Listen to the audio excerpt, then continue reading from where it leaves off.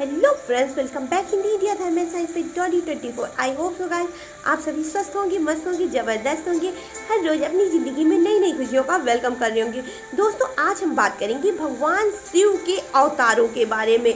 भगवान विष्णु के अवतारों के बारे में तो सभी कोई जानता है, बात भी करता है, लेकिन भगवान शिव के अवतारों के वर्णन बहुत कम ही वेद पुराणों में मिलता है और बहुत कम लोग इसको जानते हैं। भगवान शिव के जितने भी अवतार हुए हैं वो हर एक अवतार परम शक्तिशाली और बहुत ही पूजनीय है, जिसमें कि 19 अवतारों का वर्णन भगवान शिव के महापुराण में निर्मित जो है अवतरित है, लिखित है। और इसके अलावा और भी कई ग्रंथ हैं जिसमें जो है 19 अवतारों का शिव जी के वर्णन पाया जाता है। शिव के प्रमुख अवतार हैं ऋषि दुर्वासा का महेश, वृषभ, पिल्लाद, वैश्यनाथ, दिज्जेश्वर, हंसरूप, अवधेश्वर, बिच्छुवार्य, सुरेश्वर, ब्रह्मचारी, सूर्य नर्तक, द्विज, अश्वत्थामा, कीरत और नटेश्वर आदि का जन्म का वर्णन मिलता है।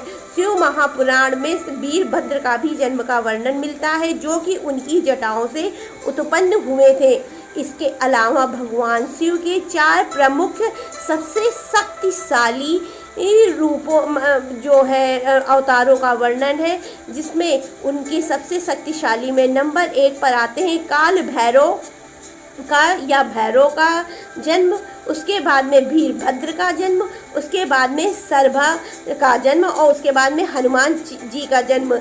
कहते हैं एक बार ब्रह्मा जी को अपने ज्ञान पे, बुद्धि पे बहुत ज़्यादा घमंड हो गया था और उन्होंने अपने अहंकार के वशीभूत हो करके सभी को जो है चैलेंज कर दिया, ये कह दिया कि मेरे बराबर तो कोई है ही नहीं। और इस बात को शंकर जी ने जब जाना तो उन्हें क्रोध आ गया, क्योंकि घमंड किसी का भी हो, अति से ज़्यादा हमेशा खतरनाक होता है, खराब होता है। उसी समय भगवान शंकर जी ने काल भैरव का अवतार लिया, जिसको भैरव का भी अवतार माना जाता है, और उन्होंने ब्रह्मा जी के 5वें सिर को जो है खंडित कर दिया, उसको जो है उनके धड़ से अलग कर दिया। इस प्रकार भगवान शंकर ने भगवान ब्रह्मा जी के घमंड का अंत किया और तभी काल भैरव के उत्पन्न, यही एक कथा काल भैरव के उत्पन्न की भी मानी जाती है। इसके अलावा कहते हैं जब माता सती जो है अग्नि में प्रवेश कर गई थी, उस समय शंकर जी को बहुत ज़्यादा जो है क्रोध आ गया था और वो बहुत ज़्यादा दुख में थे। उसी समय वीरभद्र का उन्होंने जो है अपनी जटाओं से अवतार किया था। वीरभद्र जो है शंकर जी के बहुत ही शक्तिशाली अवतार माने जाते हैं। और हालांकि जब पार्वती जी का जो है उनके पिता की वजह से जो है पार्वती जी अपनी अग्नि में समर्पित हुई थी, तो उस समय शंकर जी ने वीरभद्र को आदेश दिया था कि वह महाराजा दक्ष की जो है महाराजा दक्ष को जो है प्रहार करके उनका जो है अंतिम महाराजा दक्ष को जो है खत्म कर दे। तो वीरभद्र ने अपने क्रोध से वशीभूत हो करके महाराजा दक्ष की खोपड़ी उनके मस्तक को काट दिया था। तो इस तरह जन्म हुआ है वीरभद्र का, जो कि शिव के सबसे शक्तिशाली अवतारों में एक है। इसके बाद में आता है सर्भा का अवतार। ये कहते हैं जब भगवान विष्णु नरसिंह का अवतार लेकर के इस पृथ्वी पर आए थे और उन्होंने प्रहलाद की जान को बचाने के लिए जो है नरसिंह का अवतार लिया था, और उस समय उनके क्रोध की इतनी अधिक सीमा थी, इतनी अधिक ज़्यादा चरम सीमा थी कि उनको कोई भी शांत नहीं करा पा रहा था। तब भगवान शंकर ने जो है सर्भा का अवतार ले करके जो है प्रकट हुए थे और उन्होंने नरसिंह भगवान को अपनी पूंछ में लपेट करके अंतरिक्ष में जा करके छोड़ दिया था और वहाँ पे उनको परम शांति का अनुभव कराया था।